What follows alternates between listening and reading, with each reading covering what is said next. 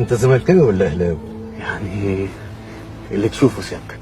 معلوماتنا بتقول انك للاسف زملكاوي. قادر يا فندم، قادر. عبد العزيز، تعرف لو الاهلي ما خدش الدوري في موسم واحد مصر ممكن يحصل فيها ايه؟ مش عارف سيادتك. انت طيب يا عبد العزيز. بقول لك ايه، لو ما لقيتش حد يضحكك النهارده تعالى عشان انا هضحكك. لا مش هضحكك وبس، ده انا هموتك من الضحك. الفيديو ده من اوله لاخره كوميديا، كوميديا من الدرجه الاولى وفي ضحك السنين، بس انت كمله لاخره.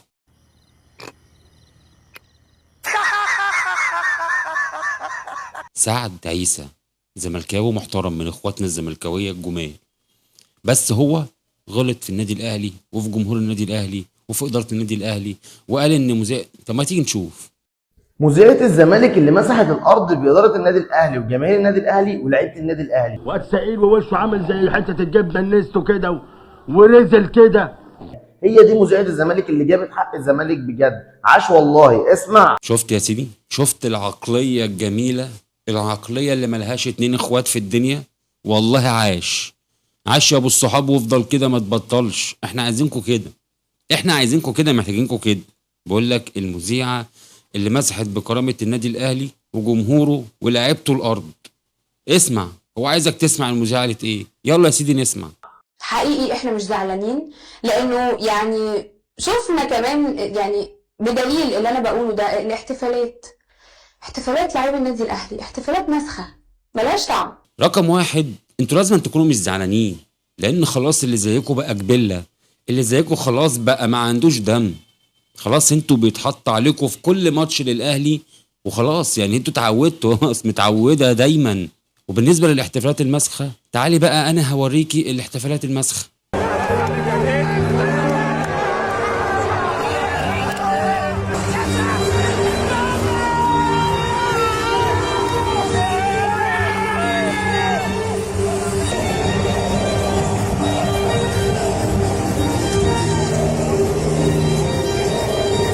هما داخلين عارفين ان احنا هنكسب، فيلا بقى نخلص ونروح عشان نلحق نشوف هنعمل ايه. وشاهد شاهد من اهلها وشاهد، يعني شوف بتقول لك ايه، هم يعني داخلين عارفين ان هم هيكسبوا، فيلا بقى نكسب ونروح. ايوه هي فعلا كده. احنا بقينا في اي مواجهه للزمالك بنبقى عارفين ان احنا هنكسب. احنا بقينا نتمنى نقابلكم ونلعبكم عشان انتوا بقيتوا خصم سهل بالنسبه لنا. مش هقطعك تاني، تعالي نكمل. حتى جماهيرهم تحس انهم مش مبسوطين. طب احنا هننبسط ليه واحنا بناخد كل 2 و3 بطوله؟ يعني خلاص بقت حاجه عاديه بالنسبه لنا احنا كمان لعيبه الاهلي وجماهير الاهلي. الحاجه الغلط بالنسبه لنا والحاجه اللي مش مفهومه بالنسبه لنا ان احنا ما ناخدش بطولات، مش ان احنا ناخد بطوله، لان احنا ناخد بطوله دي بقت حاجه عاديه خلاص بالنسبه لنا. اللي هو بقى ايه، احنا كسبنا والله بسم الله ما شاء الله، يلا بقى عشان البطوله اللي بعديها.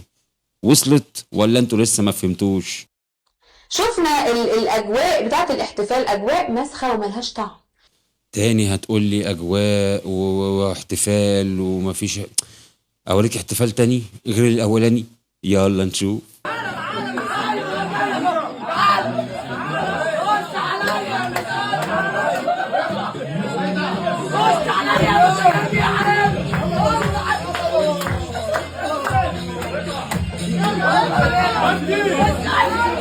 ها، حلو الاحتفال ده؟ احلى من اللي قبله؟ ياكل معاكي يمشي معاكي الاحتفال ده ولا ايه النظام بقى؟ انا مش فاهم، انا عايز افهم انتوا عايزين ايه بالظبط، عايزين ايه؟ هل ده اداء لعيبه ورد فعل لعيبه ادوا وقتلوا في الملعب وكسبوا بروح؟ لا، الحقيقي لا. شفنا احتفالات كده على الماشي زي ما بيقولوا، يلا عشان احنا خدنا البطوله. برضه هتقولك احتفالات على الماشي؟ نفرجها تاني طيب على حاجه تالته ولا نعمل فيها ايه دي؟ نفرجها؟ انا سامعك بتقولي فرجها، خلاص تعال نفرج يلا.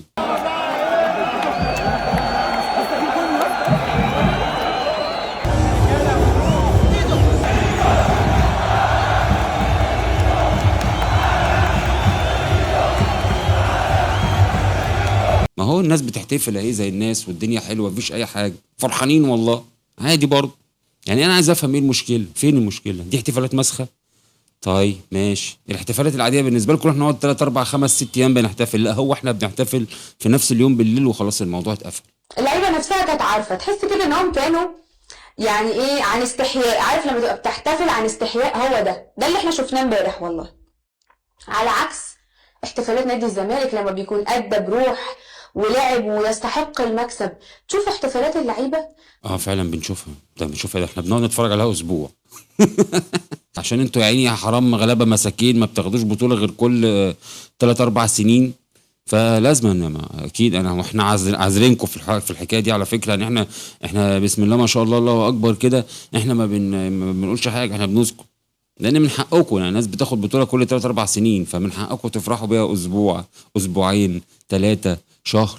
فخلاص الاحتفالات دي بقت حاجه مشمئزه قوي بالنسبه لنا. يعني هو خلاص احنا فرحنا بعد الحكم ما صفر 2-3 كده في ارض الملعب، بناخد الكاس نروح بيه، اللعيبه بتروح تنام تصحى تتمرن على طول، مفيش اي كلام تاني. بتشوف احتفالات اللعيبة مع بعضها، مع الجهاز، مع الإدارة، مع الجماهير، بتشوفوا بيكون في روح. المذيعه اللي قالت الحقيقه وما خافتش من حد، قالت لك ان النادي الاهلي ولاعيبته وادارته رايحين وعارفين ان هم هياخدوا البطوله بالتحكيم من غير تعب ولا مجهود. هي دي الحقيقه، وانت قلت الحقيقه وتسلم لسانك بجد. الغريب في الموضوع يا اخي ان انت شايفها قالت الحقيقه وبتقول لها يسلم لسانك والله ينور عليك وناقص تسقف لها. انا مش عارف والله، انا اتمنى ان عقليتكم تفضل واقفه عند الحد ده. اتمنى ان هي تفضل العقليه بتاعتكم ودايما معلقين شماعاتكم على التحكيم، اذا كان مصري، اذا كان اجنبي، اذا كان اوروبي، اذا كان عالمي، برضو الحكم غلطان وبيحكم للاهلي. سواء الاهلي بيلعب في بطوله افريقيه، بيلعب في بطوله محليه، بيلعب في بطوله افريقيه، بيلعب في بطوله عالميه، برضو الحكام هي اللي بتكسب الاهلي. تعال بقى نتفرج على الاستاذ اسلام الزملكاوي المحترم، برضو عمل ايه وقال ايه. يلا بينا. عارف المشكله في ايه؟ المشكله ان اسست زيزو وجون بن شرقي.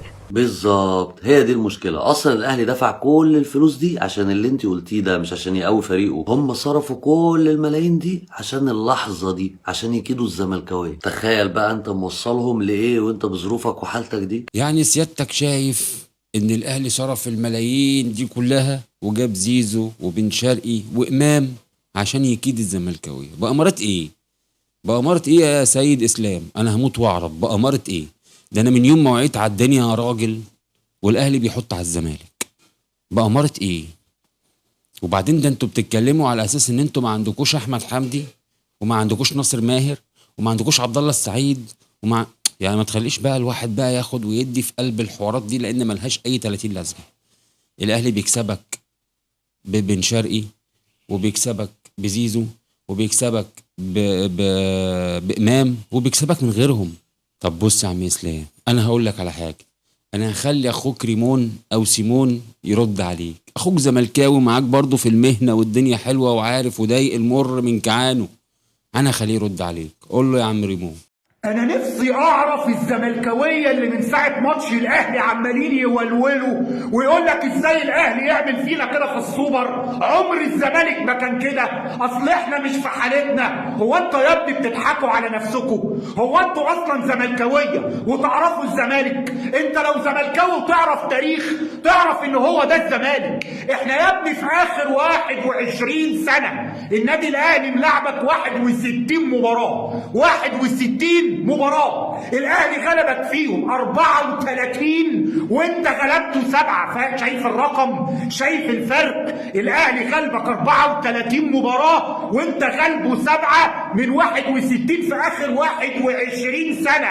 أتمنى تكون عجبتك السيمفونية دي يا أستاذ إسلام، أتمنى بجد أتمنى، لأن إحنا بيهم من غيرهم بنكسبكم، إحنا بالناشئين بنكسبكم، احنا باي حد في الدنيا والاهلي بمن حضر بنكسبكم.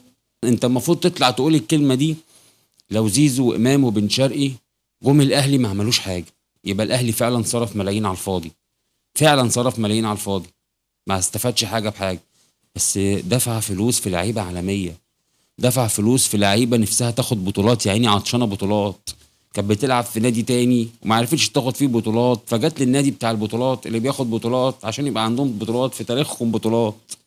يا جدعان بطلوا تدليس بقى، بطلوا تدليس. يعني انا نفسي افهم انتوا عقليتكم ازاي ولا الدنيا فيها ايه؟ انا مش فاهم، حرفيا مش فاهمكم. اتمنى ان انتوا تفضلوا على كده. انا مش عايزكم تتغيروا اصلا. ده احنا فرحانين بيكم كده، احلى ناس في الدنيا اقسم بالله. من غيركم مش هنعرف نضحك ونهزر ونهيص.